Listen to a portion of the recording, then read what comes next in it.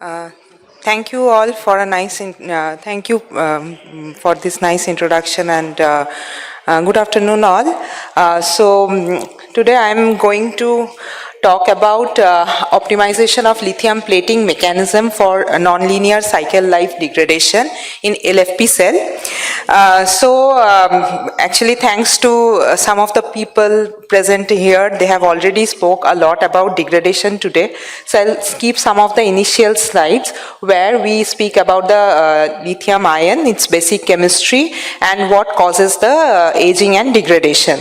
So even before starting that, I would like to say that I have come from Mahindra Last Mile Mobility. We are working in Bangalore, and our unit basically looks after the small commercial vehicles, and we have we have our office in 3 locations in Bangalore. One is the corporate office, and the other 2 being the plant and the innovation center.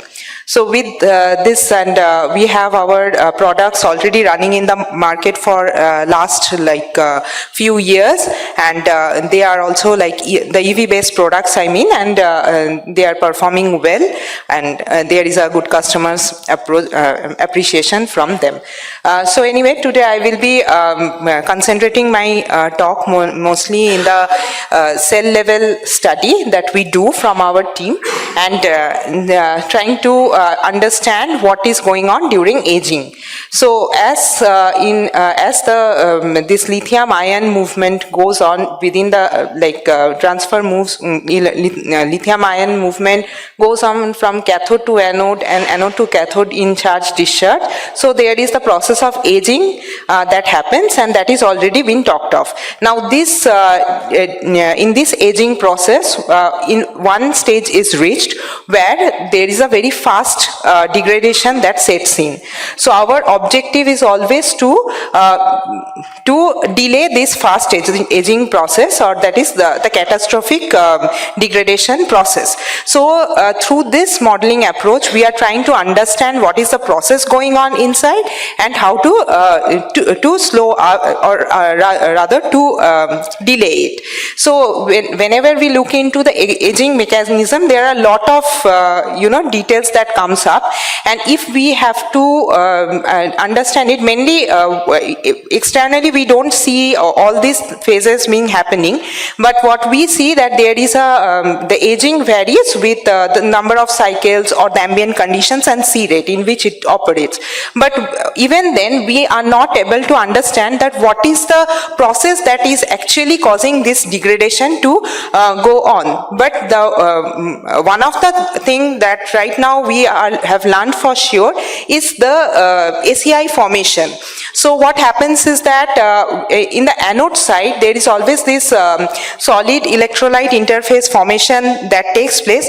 That is obviously a very important part for the performance of the cell, but also this has this takes part in bringing about the degradation over as the cell runs for several cycles, or even if the cell is not utilized for a long time.